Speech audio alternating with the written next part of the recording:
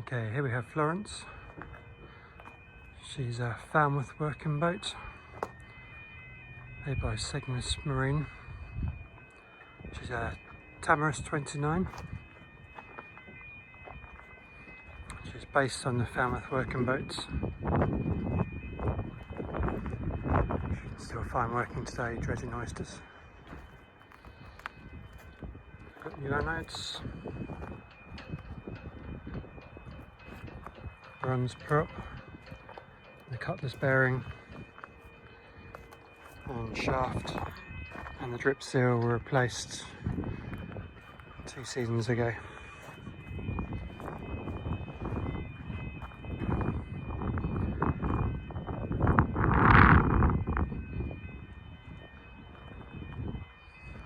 Just had 2 coats of Sea-Jet anti-foul.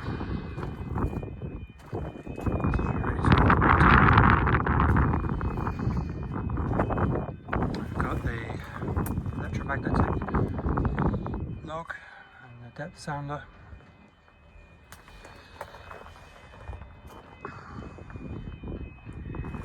Stainless steel chain plates for the shrouds and buttock stays.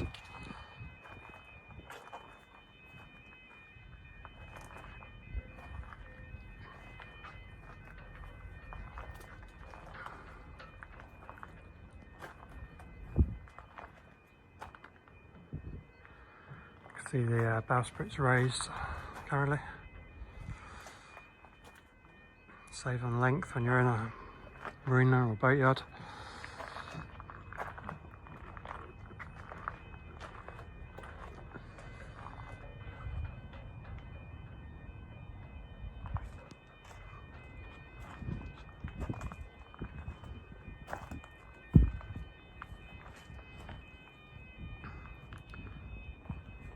All the 3 hulls, Blake's runs, the original ones, so they're very durable.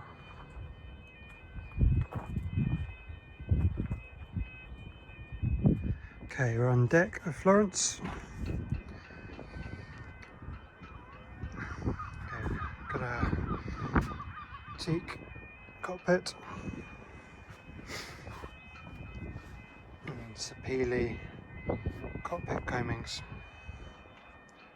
Most of the timber on the board is Pilotage, part of the mahogany family.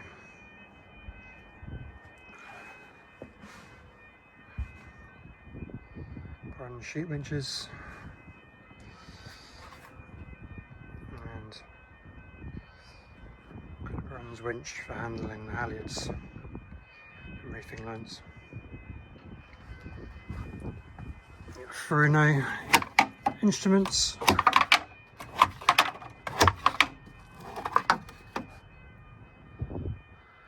All in working order. And all the sails can be handled from the cockpit. So we've got main, halyard and peak. 2 sets of reefing lines. We've got a jib feather on this side. And the other jibs on the other side.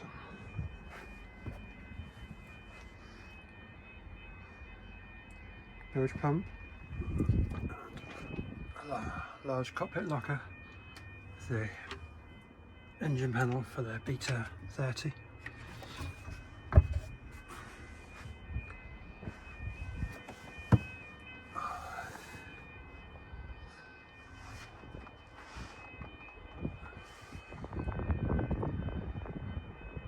Excuse the bridge alarm in the background.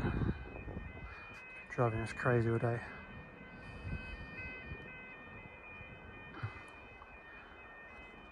So it's a cedar laminated boom.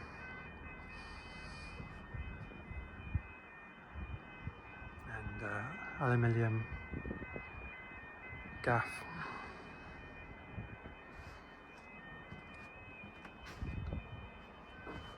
Shore power receptacle on the rear here. And you also see the push rod for the below decks autopilot. This is connected to a Jaffa DD40 drive unit, which is high power. It draws below that current. It has a pin pelagic autopilot.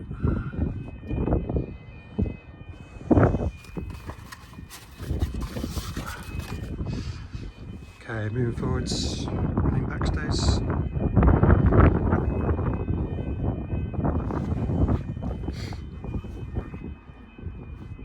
And then the solar array. I think it's 160 watts total. Each one has its own Victron charge controller. So even if one's shaded, the rest will be working still.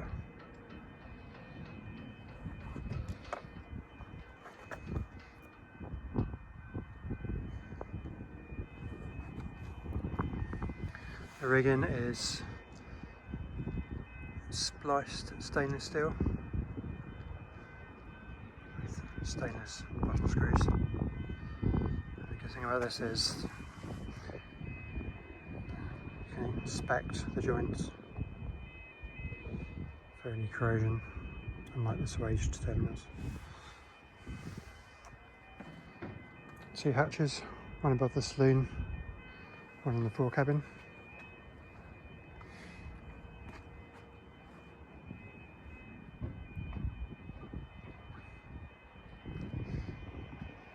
Staysail furler and a second furler for the jib. So the mechanism for the lifting bowsprit.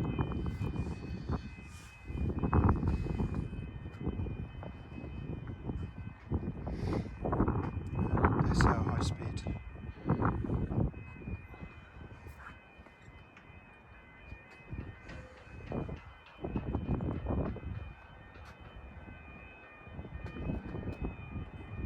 Spruce mast, actually wrapped to protect it in Kevlar, I believe. Pin rail for the halyards you don't normally touch when you're sailing.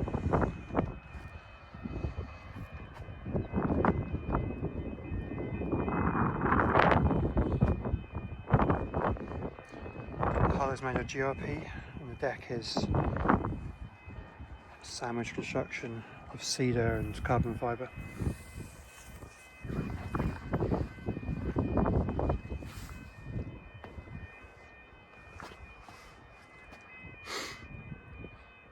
It's a new teak day grating on the floor, which is not quite faded to the sun yet. Okay.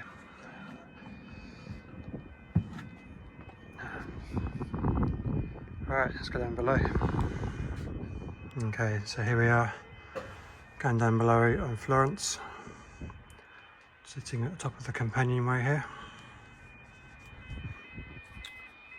Got a half-sized, Admiralty-sized shark table to starboard, and you get galley to port.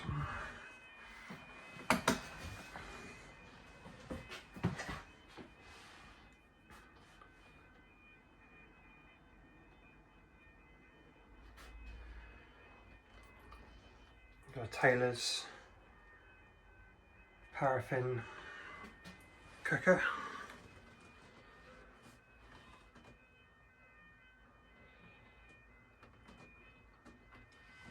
And storage below. So storage back here. Used for maintenance items currently.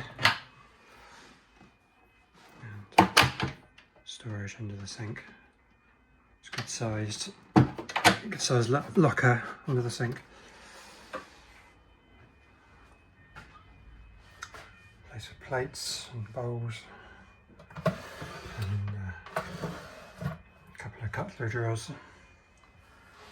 And along the back here, got a series of lockers.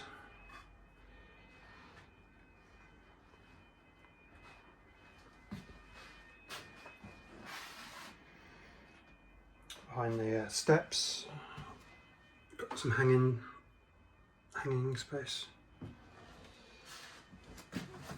We've also got access to the raw water filter and the main electrical panel and battery monitor. It's a combined battery switch. It keeps the start and house batteries separate.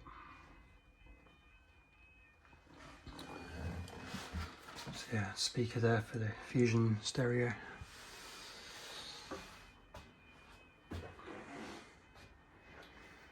Okay, continuing along the port side, the main saloon. This folds down into a double and opens out.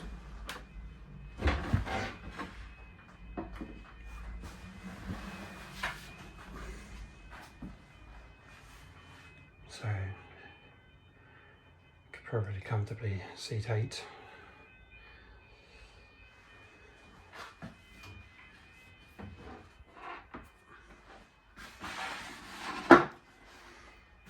Backrest cushions go on top of the table to make a bed. There's a board here and a storage behind here.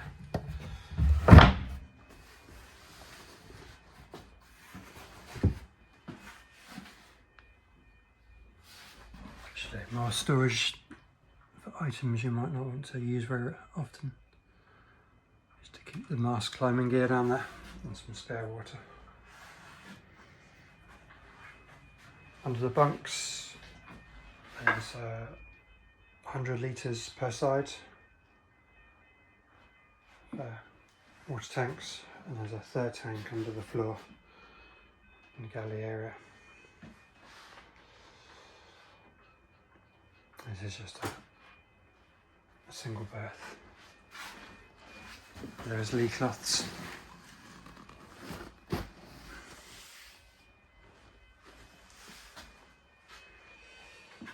Central heating. It's an Epispatcher hydronic heater, which has a few radiators and also hot water. So you're running hot and cold water in the galley. Quarter berth, batteries beneath, and a large cool box. Easily keep food cold for a week if you put some blocks of ice in there.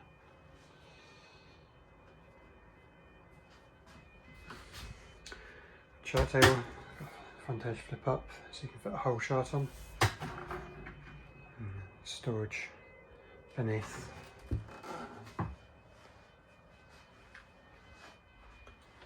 Breakers.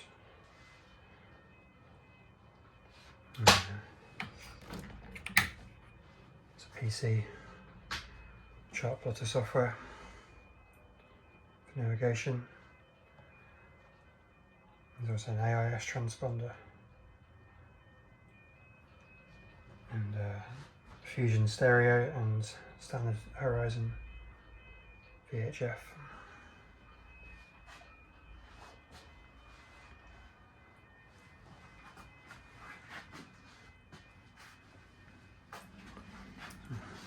Reading lights up here.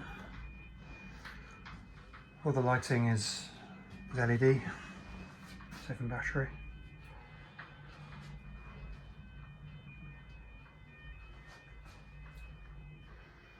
Going forwards, there's the heads.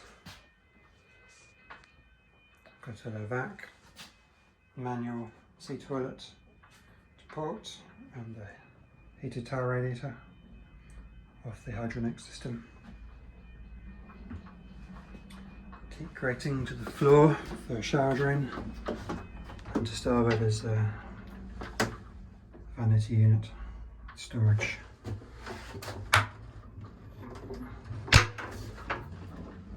Behind.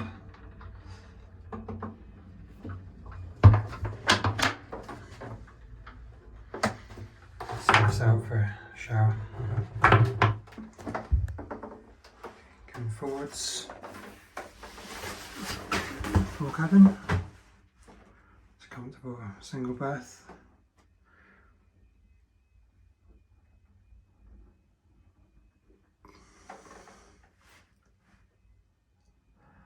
LED lighting. There's a large hatch we saw on the deck. There's quite a lot of space for storage in here.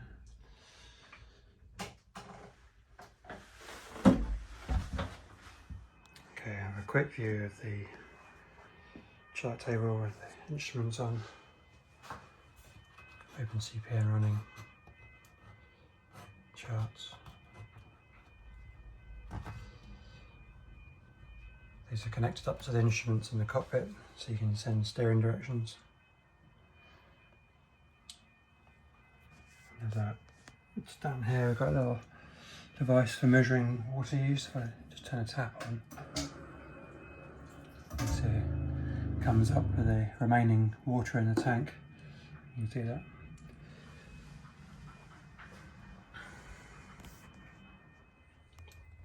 Alright, finally in the quarter berth, I've got a fuse box for the shore power and 240 volt plugs.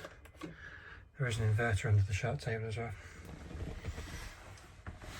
Alright, this is the NASA electromagnetic log, and there's also behind it a ActiSense Nemea 2000 converter. Moving down.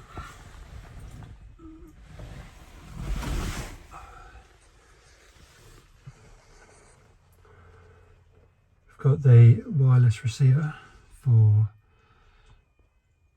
the wind speed. Again, another NASA unit. See there? And that's got its own ActiSense converter to put it onto the Nemea 2000. And right in the transom is the autopilot.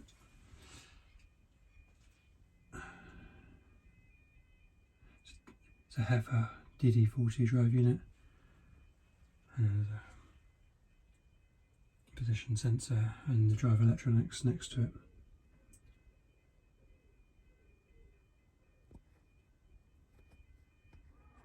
Okay, this is the engine room on Florence. Just remove the companionway steps. Good access. So the engine's been serviced this year. It's been serviced every year. New filters.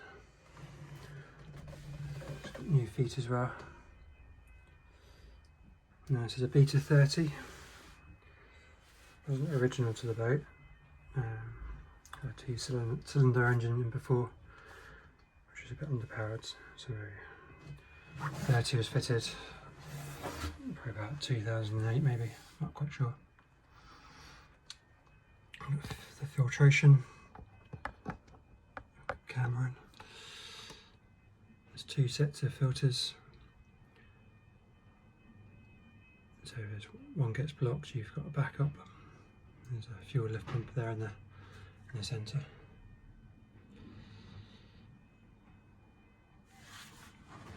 It's about 150 litre fuel tank, I think, which is behind this cupboard here.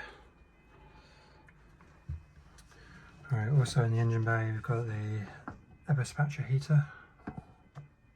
See the exhaust there, good at the back. See the clarifier behind. I've opened the hatch, you can see there's pretty good access to the rear end of the engine. The gearbox and the drip seal is a Volvo seal, prop shaft seal at the back there, can't quite see that. While we're in this area, we'll have a quick look at the batteries. Just bear with me a sec. Under the quarter berth, got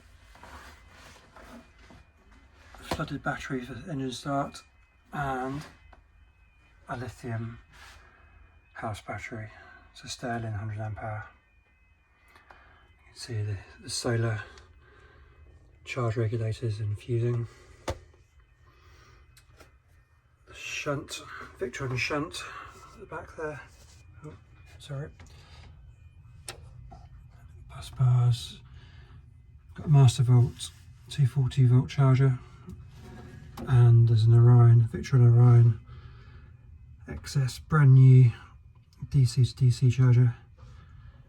Charges lithium battery off the engine. Charges at 50 amps, and a 90 amp hour engine alternator. And there's actually this is the battery panel. Provides isolation for the main bank of batteries, and there is a combined function in emergency. And this has got a few of the high current loads on, inverter and the autopilot, and there's also a breaker to go up to the other DC panel up on the chart desk. There's space for a second 100 amp hour battery just behind there, so if you wanted more storage, an easy upgrade.